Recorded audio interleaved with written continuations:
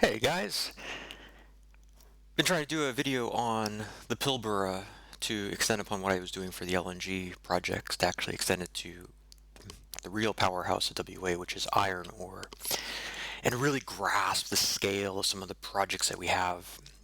This is probably going to be the first of maybe at least two or three videos. I want to start with just understanding the concept of why I think that the Pilbara is the greatest construction project ever. And it has to do with simply understanding that there's no cities out here. People don't live there. But yet we're building some of the biggest construction projects in the world. And in order to do that, you literally need to build an airport.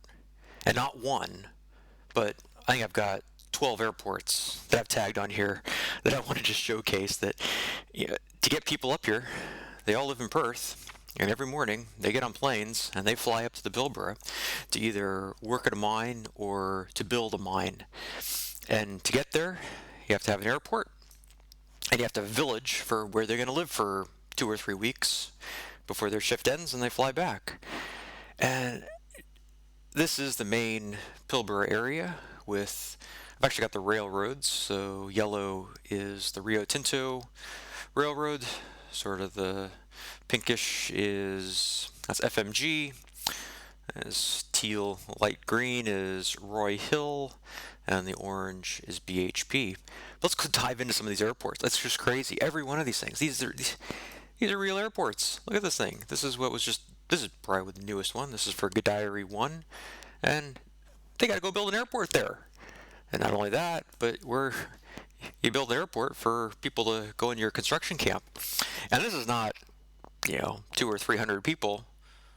This is probably about like 2,000 people. It's just crazy.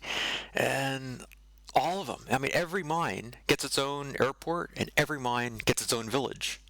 Not exactly everyone. When FMG was building out their infrastructure, they started with Cloud Break. And in order to do Cloud Break, well, they needed an airport and they needed a village. Here's the mine down here. I'm going to highlight the mines later. This is just the concept. Just look at these airports. Here's Christmas Creek when they did their initial expansion after Cloud Break. They did Christmas Creek. Got to have an airport. Got to have a village. This is actually my favorite village of pretty much everything in the Pilbara. It's pretty old, but you just sort of look at it. I think this is just a beautiful looking village, and I like stuff to look cool. Go down a little bit more. We got Roy Hill as one of the newer mines. Actually, the mine out here. Here's the Roy Hill village. Again, I mean, we're talking, 2 or 3 thousand people. And where's their airport's down here somewhere. There's the airport. Again, pretty new stuff. All the stuff is all just in the last 10, 15 years.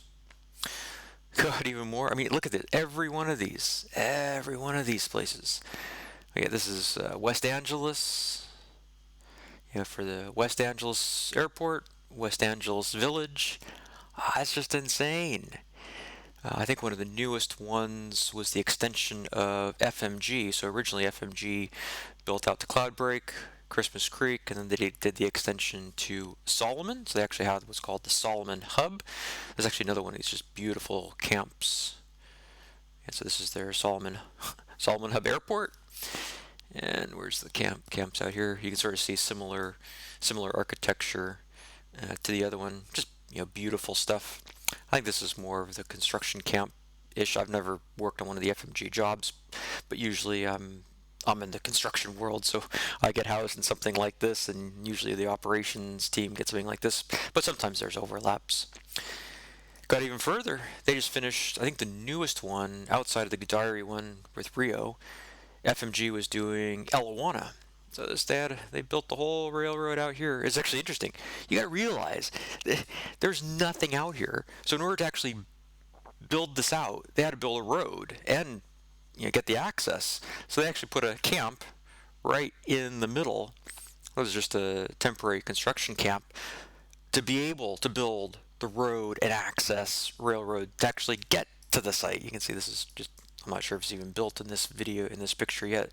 Just a big, bunch of earthworks building stuff. They actually did, where's their airport is in here. again, another one of these just brand spanking new things. I think this was just put in, 2 or 3 years ago. I mean, just beautiful stuff. Beautiful, and you just think of the concept of how many jobs have you been on where you actually have to build an airport, and you go look up in the Pilbara, and I mean, they're everywhere, everywhere. Anyway, so just trying to highlight some of the awesome aspects of the construction in WA. There's obviously the iron ore. I'm going to dive into some of the mines a little bit later, and actually the railroads. There's some fascinating statistics on the railroads, as well as the cities as well. There's three main cities: Newman, Perdue, and Tom Price. And just the interesting thing is that I've got a little family history with Tom Price. My grandfather actually worked for Kaiser, and Tom Price is actually named after a vice president of Kaiser. This is back in like the 1960s, and my grandfather actually was out there building Tom Price in the 60s. So pretty cool stuff that here I am 60 years later, pretty much still doing the same thing.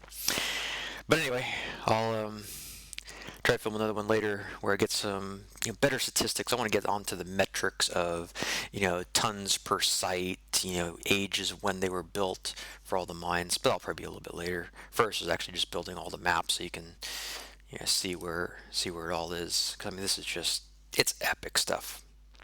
Anyway, enjoy construction world everywhere. Thanks, guys.